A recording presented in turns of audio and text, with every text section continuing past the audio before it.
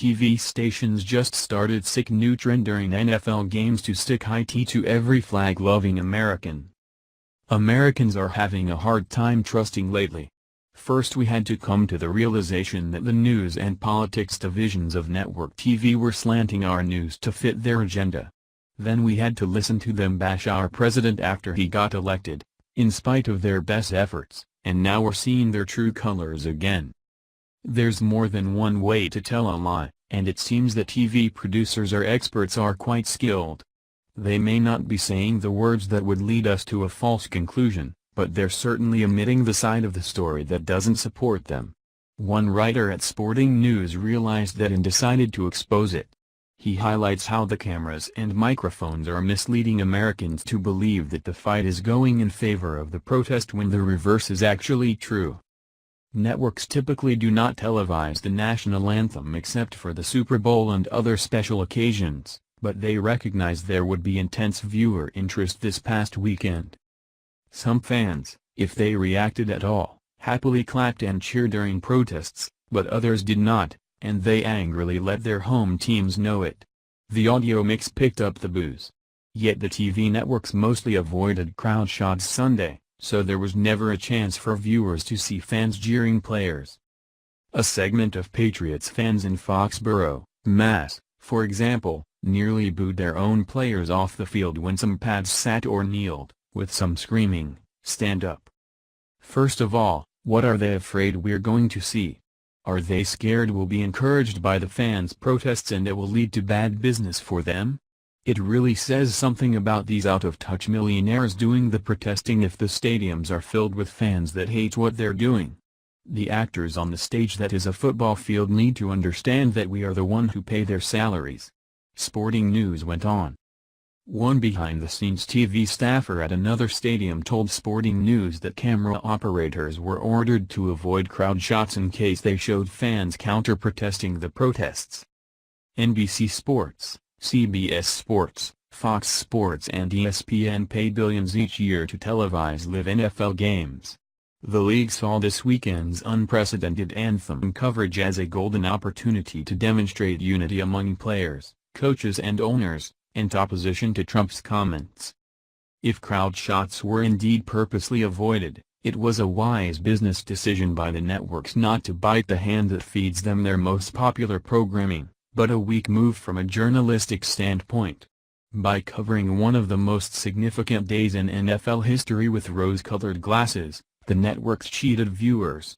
We got an incomplete picture of what really happened in stadiums on Sunday and Monday. Yes, the main television focus should have been on the players, coaches and owners sitting, kneeling or linking arms. But fans hold the ultimate power over the networks and the league, and they were missing in action during coverage. So was President Trump right? Was this the loudest booing anyone has heard on a football field, and is the NFL really in trouble? These are questions that we're going to have a hard time getting the answer to, considering that the networks are so worried about protecting their bottom line and convincing you that everything's okay. They might think that for now censoring the news is going to fix their problems, but they severely underestimate the power of a ticked-off American population. We the people will put up with quite a lot in the name of freedom, but these protests are taking things too far. We've decided that flipping off every one of our family members who have died to protect this nation is taking it too far, and even if you pan away and try to avert our eyes from our brothers and sisters who feel the same, we know what's really going on. Here's more from our source about the outrageous information withholding going on by the networks. CBS spokeswoman Jennifer Sabatel told Sporting News no one at her network was instructed to ignore the crowd. The anthem was covered by each crew in their own way, with many choosing to stay with what was happening on the field, Sabatel said. There was no directive given to not show their fans. And yet, fans were hardly shown, much less interviewed, by NFL networks Sunday. During ESPN's Monday Night Football telecast of the Cowboys-Cardinals in Glendale, Arizona, play-by-play announcer Sean McDonough noted, "Boos can be heard from this sellout crowd as Jerry Jones and the Cowboys collectively took a knee. But we never saw any of these frustrated spectators. Were they booing both teams for protesting? just booing the visiting Cowboys? Both? We got only one quick shot of a fan holding Old Glory while Jordan Sparks sang the Star-Spangled Banner. ESPN declined to comment, but a source said there was no edict from Bristol, that it's up to the director of the MNF game telecast to make the call from the production truck on what shots to use. During NBC's telecast of Sunday Night Football in Landover, MD, we got plenty close-up views of Raiders and Redskins sitting or linking arms during the anthem. The fans were strictly in the background.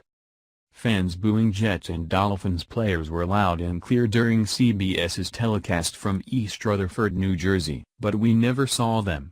Instead, we got a lot of field-level shots of linked arms players and saluting police officers. During the singing of the anthem before Giants-Eagles at Lincoln Financial Field in Philadelphia, Fox stuck to up-close, ground-up shots of players, coaches and owners. The only image of fans was one long shot showing them clapping before the network cut to commercial. Again, the story of fans who were not enamored of Sunday's anthem protests were out there if TV networks wanted to show us. The reactions of those fans should have been a bigger story. In Detroit, a contingent of Lions fans booed their own players when they protested for racial justice, according to the Detroit Free Press. Perhaps it's unfair to judge networks by strict journalistic standards since they are effectively billion-dollar business partners with the league. But viewers shouldn't have to go to social media or local newspapers to find out what really happens inside stadiums.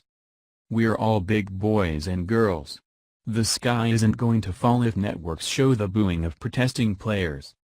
Plenty of people are dubious about the league's real aim in all of this. Does it really support the players' rights to protest, or was the emphasis on unity a self-serving PR ploy by a league seeking to deflect attention from the real causes of Kaepernick's protest?